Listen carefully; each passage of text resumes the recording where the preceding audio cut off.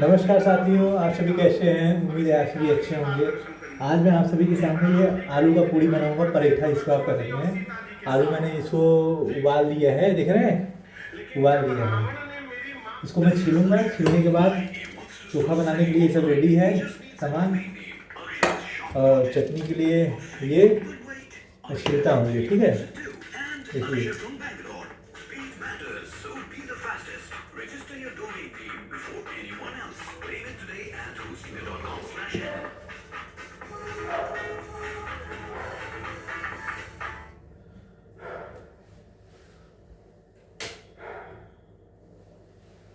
Ticket 500 रुपए और convenience फी 55 रुपए। ये एक्स्ट्रा चार्जेस तो अवॉइड नहीं कर सकते, पर आपको आपके म्यूचुअल फंड इन्वेस्टमेंट्स के लिए कोई एक्स्ट्रा कमीशन देने की जरूरत नहीं, क्योंकि ग्रो पे म्यूचुअल फंड इन्वेस्टमेंट पे 0% कमीशन, मतलब जो इन्वेस्ट करो वो पूरा तुम्हारे लिए काम करेगा। और ऐप पे फंड्स के डिटेल्स देखना, कंपेयर करना और इन्वेस्ट करना बिल्कुल easy. No hidden charge drama, वो भी फ्री डीमैट अकाउंट के साथ। एंटरटेनमेंट के लिए कन्वीनियंस फी देनी पड़ेगी, पर म्यूचुअल फंड में इन्वेस्टमेंट्स करने के लिए नहीं। है ना कन्वीनियंस। ग्रो पे म्यूचुअल फंड में इन्वेस्ट करो, वो भी 0% कमीशन के साथ। Investment in securities market are subject to market risks. Read all the related documents carefully before investing. बहुत गर्म है, ठीक है डिजिट है ना। साथियों। इधर देखिए, अभी मैं इसको चोखा बनाने जा रहा हूँ। बाइक इंश्योरेंस लेना और बिना टेंशन जीना। Renew your bike insurance today.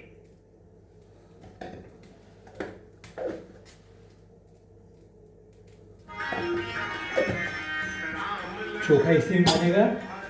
फिलहाल ये डालने के लिए है, देख रहे हैं, मटर, ये मिर्चा, ये मसाला भी डालूंगा मैं इसमें। आप लोगों को मैं दिखाता रहूँगा आगे तक।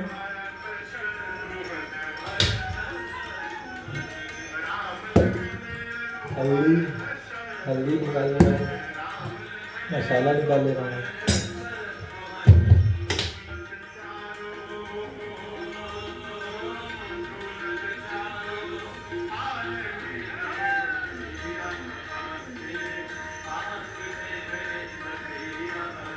अभी गरम नहीं है तेल, गरम हो जाएगा तो तब मजा देगा, ठीक है। ये देखिए, अभी इसमें ये डाला हूँ, मिर्चा डाला हूँ। मिर्चा थोड़ा पक जाएगा, फिर उसके बाद इसमें डालेंगे आपका लहसुन, उसके बाद मटर डालूंगा।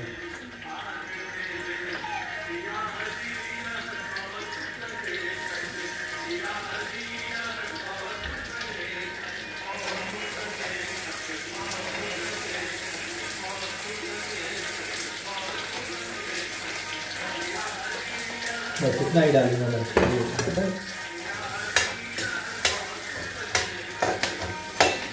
दाल थोड़ा सा मतलब क्या करूँगा, बचा के सारा मटर नहीं डालूंगा। अब इसमें मैं माल डाल दूँगा आपका नमक, स्वादानुसार आपको इसमें डालेंगे नमक, 1 चम्मच, 2 चम्मच, 2 चम्मच बहुत है।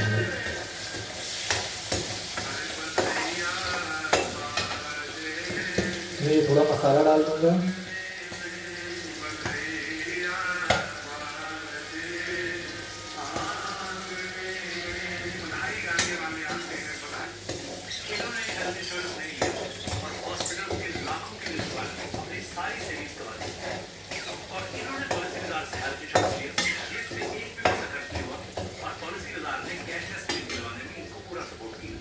थोड़ा सा मसाला डाल दूँ।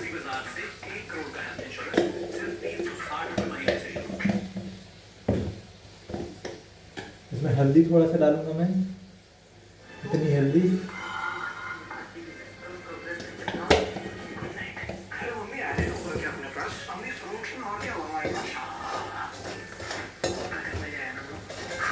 अब इसको मैं होने दूंगा, ठीक है, होगा। फिर उसके बाद मैं आलू डालूंगा इसमें, ओके। समय के लिए ये देखिए साथियों, इधर ये मसाला तैयार है, इसमें मैं आलू डालूंगा, ठीक है। इन्वेस्ट किया होता 10 साल के लिए एंड अगले 10 साल एज वेटिंग पीरियड, तो आज यानी 2025 में आपको मिलता है अप्रॉक्स 3 लाख ठीक है। As monthly income. कपड़े कहाँ हैं? 100 years of your age। और fund value of approx 4.6 crore on maturity. बस इतना ही नहीं, लाइफ कवर के साथ साथ systematic withdrawal option, unlimited free switches and dual tax benefit, यानी यू कैन सेव टैक्स ये बगल में वो सेक्शन 80C चटनी के लिए बना दे रहा हूँ। इनकम सेक्शन 10NB, और वो भी एट 0% GST। आज ये अपने रिटायरमेंट को सिक्योर बनाओ, लाइफ में प्लानिंग जरूर। क्लिक मैं ये डाल देता हूँ, ठीक है।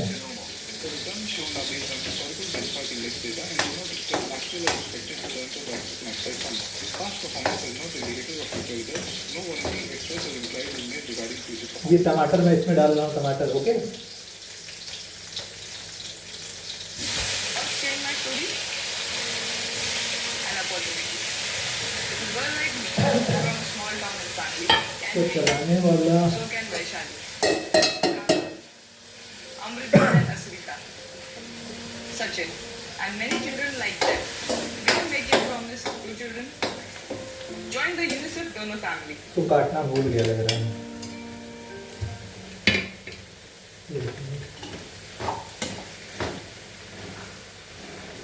भगवान से विरोध करने वाले की मति कभी भी पलटी जा सकती है, इसलिए सावधान रहना है। मंथरा गई माँ कैकेयी के पास, और आपको बताऊं गोस्वामी जी कहते हैं कैकेयी और जा करके बिना प्रणाम किए कोने में चेहरा गिरा करके बैठ गई। कैकेयी मैया देखी, अरे मंथरा तो ऐसे आती नहीं ये है। इसमें चोखा बन रहा है। हंसते हुए माँ ने पूछा कि लक्ष्मण ने कुछ बोल दिया क्या? कह गई मंथरा तुम उदास क्यों हो? इस पर भी मंथरा नहीं बोली। मंथरा जब नहीं बोली तो माँ कह गई दौड़ कर मंथरा के पास जाकर बैठ गई। माँ कांप रही है और पूछी मंथरा आप दर्शन करिए। अब लोग कहते हैं माँ कैकेयी राम जी की विरोधी है, लेकिन यहाँ कैकेयी मैया कहती है मंथरा सत्य सत्य बता, मेरा राम कुशल है ना? महाराज कुशल है ना? भरत लक्ष्मण शत्रुघ्न कुशल है ना? तुम मौन क्यों हो? कौशल्या कैकेयी जी ने कुशलता न अपने पति की पहले पूछी, ये देखिए, मैं अपने बेटे भरत की पहले पूछी। किसकी पूछी? कुशल राम महिपाल। मेरा राम तो और कुशल इसमें है। मैं गुड़ डालूंगा। ओके, आप लोग दिखाते हैं। राम ये देखिए, अब मैं इसमें जो है चटनी के लिए गुड़ डाल रहा हूँ। ठीक है, कहती है राम राजा बने चाहे भरत थोड़ा राजा सा नमकीन के लिए मैं इसमें थोड़ा सा नमक डालूंगा, थोड़ा सा। दासी छोड़ के रानी थोड़ी बन जाऊंगी, लेकिन मैं आपकी सेविका हूँ, आप मेरी स्वामी हैं। मैं आपके आने वाले दुख को बर्दाश्त नहीं करूंगा। माँ ने पूछा मुझे कैसा दुख मिलेगा?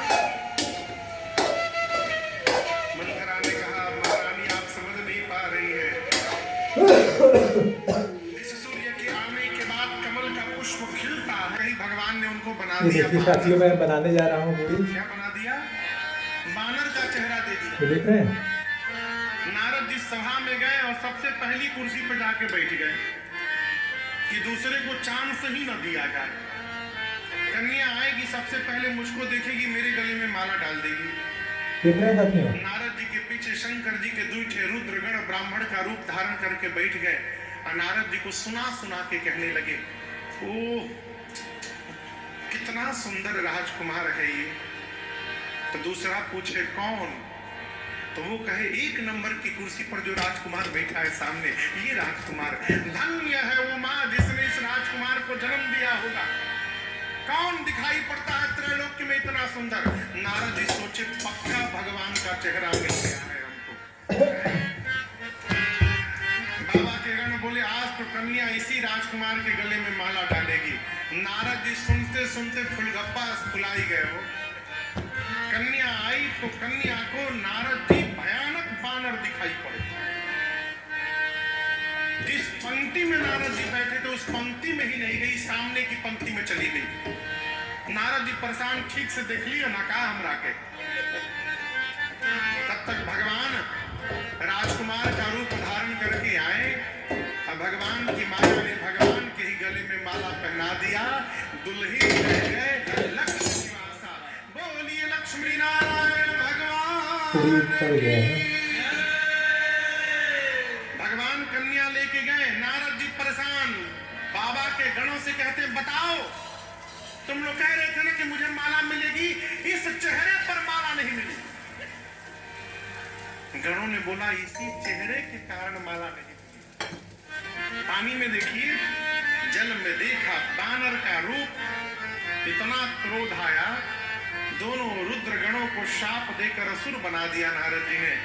चलिए रास्ते में आज भगवान भेटा जाए, बस दईहूं श्राप की मरिहूं जाए, या तो शाप दे दूंगा नहीं तो अपने को समाप्त कर दूंगा। तब तक भगवान बीच रास्ते में मिल गए। भगवान सोचे क्षीर सिंधु आते आते कहीं इनका क्रोध शांत हो गया तो रास्ते में मिलो। क्रोध और बढ़ाने के लिए भगवान ने एक तरफ विश्व मोहिनी को रख लिया और दूसरी तरफ लक्ष्मी जी को बिठा लिया गरुड़ पर। नारद जी के पास पहुंचकर बोले नारद जी कहाँ जा रहे हैं? नारद जी चेहरा ऊपर किए बोले अरे कन्या इनके बगल में बैठी है, इतना बड़ा धोखा मेरा। नारद जी बरस पड़े, बोले कपटी हैं आप, आपका कपट मैं उसी दिन पहचान गया। समुद्र मंथन में से जहर निकला तो शंकर को भिजवा दिए, लक्ष्मी मणि निकला अपने पास रख लिए। आप जो मन करता वही करते हैं, आप परम स्वतंत्र हो गए हैं, अपने से बड़ा किसी को नहीं मानते हैं आप। लेकिन ध्यान रखिए, अच्छे घर में आज बैना भेजा है आपने, मैं ठीक करके छोड़ूंगा आपको। नारद जी ने 3 श्राप दिया, जिस राजकुमार का रूप धारण करके मेरे साथ छल किया वही शरीर धारण करिए। वानर बनाया ना, आप जब मनुष्य बनेंगे ये वानर ही आपकी सहायता करेंगे। तीसरा श्राप देता हूं, आज जिस प्रकार विश्व मोहिनी के लिए मैं रो रहा हूं, एक दिन अपनी पत्नी के लिए आपको भी रोना पड़ेगा। जैसे नारद जी ने श्राप दिया, भगवान श्राप को शिरोधार्य करके माया को वापस बुला दिया। जैसे माया हटी, जब हरि माया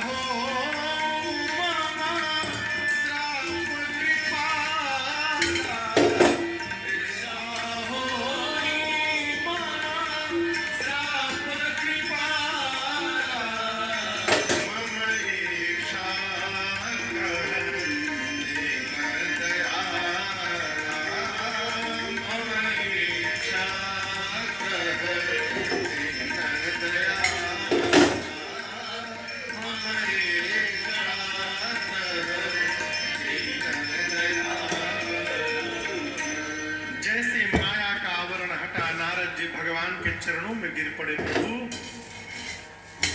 मैंने आपको बहुत कुछ कहा, प्रभु मैंने जो श्राप दिए सब झूठे हो जाए। भगवान बोले आपने दिए नहीं है, मैंने आपसे लिए हैं। जाइए शिव जी के नाम का जप करिएगा, हृदय को शांति मिलेगी। और वचन देता हूं मैं, आज के बाद मेरी माया कभी नहीं सताएगी। नारद जी चलिए, दोनों शंकर जी के गण बैठ के रो रहे थे। नारद जी बोले रो क्यों रहे हो?